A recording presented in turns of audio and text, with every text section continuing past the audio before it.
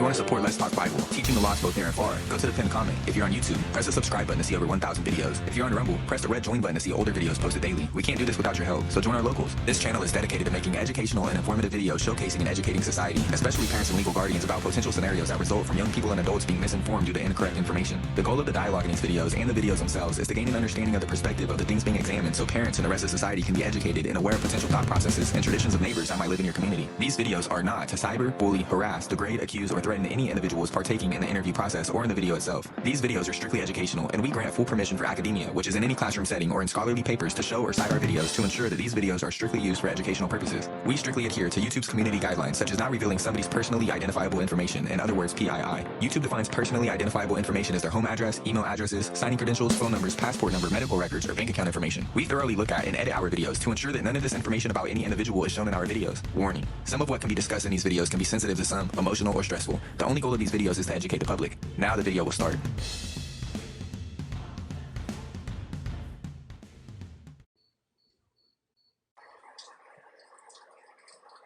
Hey, what's up? Hey, how are you? I put my headphones on, so I hope I'm not too loud. Is this okay? It's fine right now? Okay, good. So I was actually listening to when you were saying, about like, of course, Christ was crucified, and put in the tomb, and then 3 days later, of course, he rose and everything.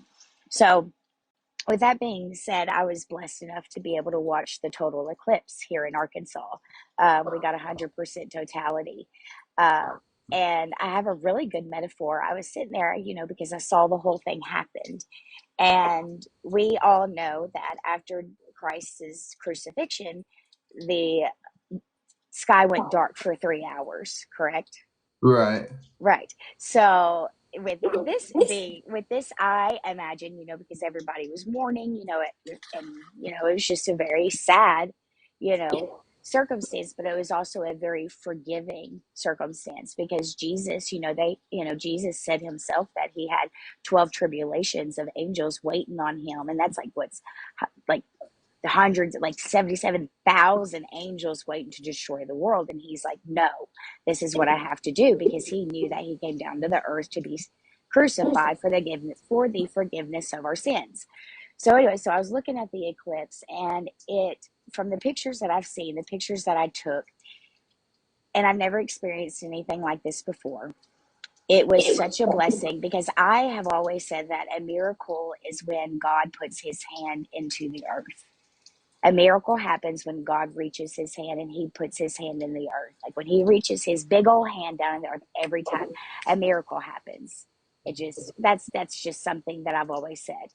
So I envisioned the tomb opening up, and like in the eclipse, when it comes back, it's just this bright light. It's just this beautiful, bright, shining light. Because the sun is coming back. It was dark for 3 days, meaning, and metaphorically speaking, meaning, that Christ did lay there for 3 days. And I don't know, he was gone when the women came on Sunday to, because they couldn't do it on the Sabbath. Those they came on Sunday to prep him for the burial. He was already gone, and there were two angels in there. And it was bright and bright. They couldn't even see. And then Jesus came from afar, and he had scars on his hand, and he needed to go, he needed to go show doubting Thomas, his hands, because he was like, listen, there's someone that knows that is doubting me. Don't touch me. I have to go see doubting Thomas. That's what I call him, doubting Thomas. And with that being said, like I can see, the women, of course, going into the village, and just they're hysterical. They're talking to the apostles and everything, and they're like, oh my gosh, he's alive, he's alive, he's alive, Jesus is alive. What are you talking about? What are you talking about? And then so they see him coming from afar.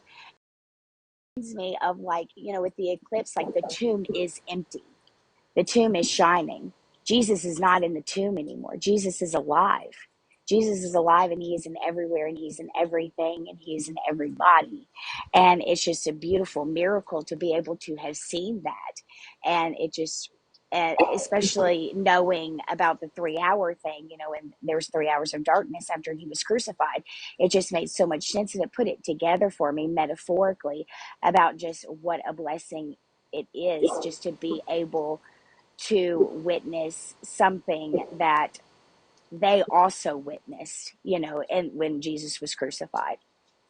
And it just made perfect sense to me, and it just resembled the tomb opening up, and it was just shining bright. And Jesus wasn't there because he's alive. And Jesus is alive today because he's risen. And I just thought that that was amazing, and I just wanted to like relay that back because I thought that that was a good metaphor.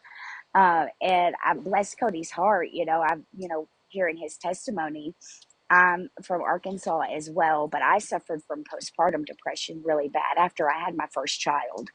I had my first child in 2018, and we abruptly moved from a very awful part of town, and we moved to where we live now. It was very scary, very new for me. I have trauma. Um, there have been some things that have happened to me that, I won't go into detail about, but I have suffered. And the more you suffer, the closer you get to God. That's a fact. The more you suffer, you know, that's the more you pray and the more faith you have, because you do live through it and you do overcome it. And I couldn't have overcome it without God. Anyways, so I had postpartum depression really bad to where it ended up being postpartum psychosis. And I was checked into a mental institution for what I thought was 3 days, but it ended up only being 42 hours because there was no concept of time there. Okay, so I was SUIDAL because I was, man, I thought the world was ending.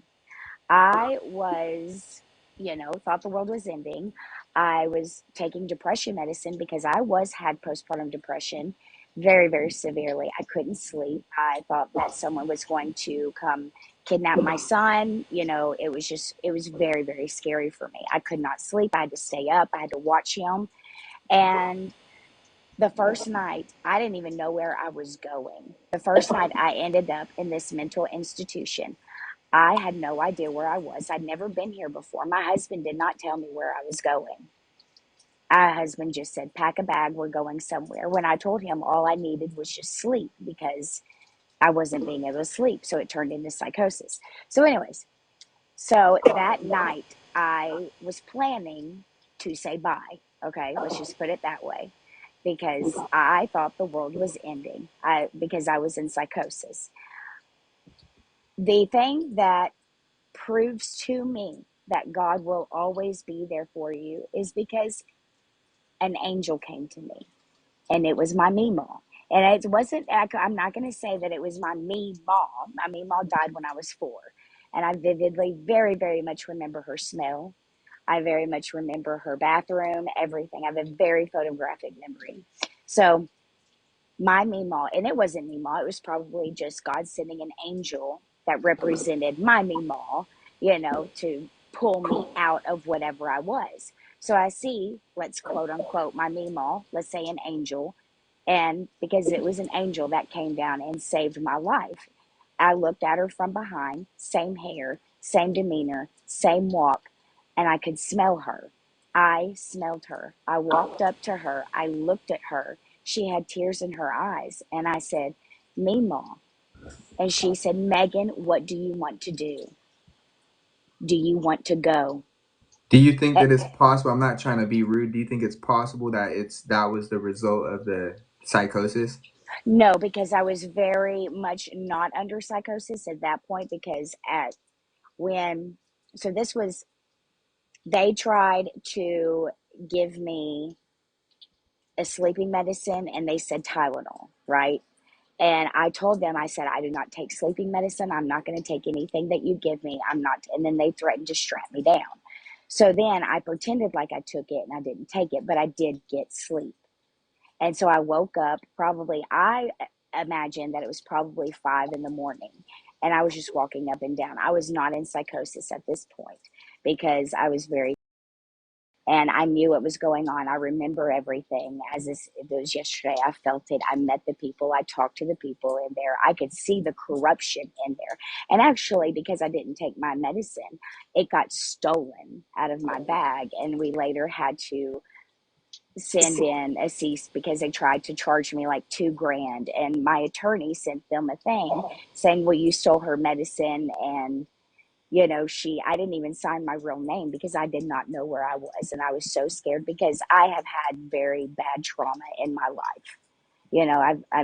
I've been Mhm. kidnapped. So, Yeah, it's like, beautiful that Jesus used physical things to point to a yes, spiritual concept, like with the eating his flesh, drinking his blood. He told the woman at the well about the water that leads to everlasting life, but really he's just yes. referencing his teaching. So it's cool that you're able to look up at the sun, see the eclipse, and it reminds you of the spiritual things that draw you closer to God. I think a lot more people should look at the physical blessings that we get in life and think of Yes. spiritual concepts out of it.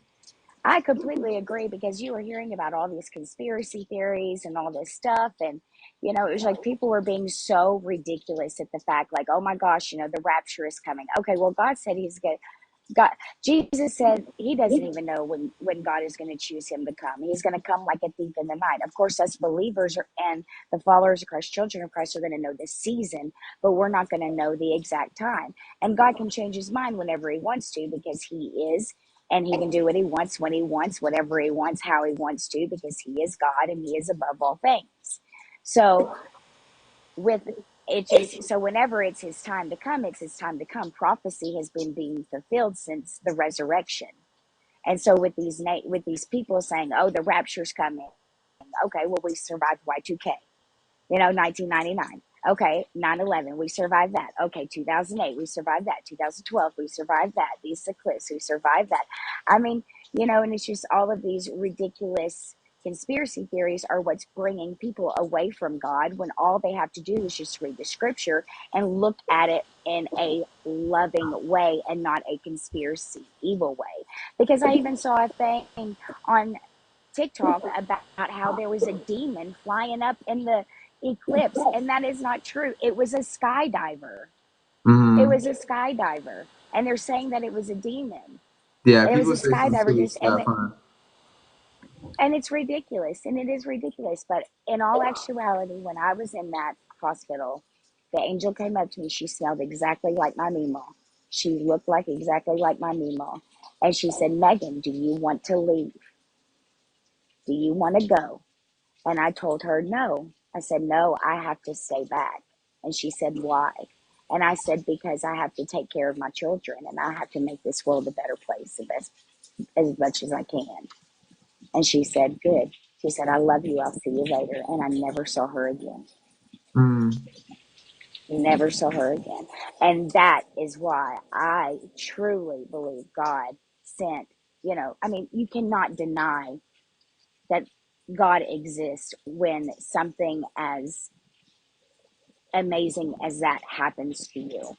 And with all the trauma that I've had in my life, I have survived every single bit of it, and it has made me stronger and it has made me closer to God because I've always trusted God and I've always trusted in everything He says. And if I pass away, that's not really passing away because I'm an alien of this world. We don't belong here, we belong at home, we belong in heaven. This is just very temporary. Like God is making us a new heaven and a new earth. And I just, and so this world is not our home. It's just a little passing point. And it is just a sliver in time compared to eternity. And I just think that it's just beautiful that he still comes to us in ways that we can actually see and understand. And it's just like when you are looking for God, you will find God. And if you want to get to know God, you have to get to know Jesus.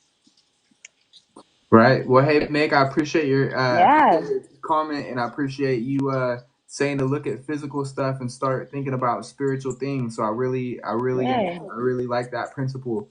So if you have any questions, I'm probably gonna log off here shortly. They're trying to get someone else to go live. So Okay. thank you for your time. Yeah, thank you so much. I'll talk to you soon. And I followed you. So I'm trying to give you a whole bunch of likes here too to try to push the algorithm. So All right. Well, You're I good. appreciate All it. right. Have a good night. All You right. too. You too. Bye. Bye.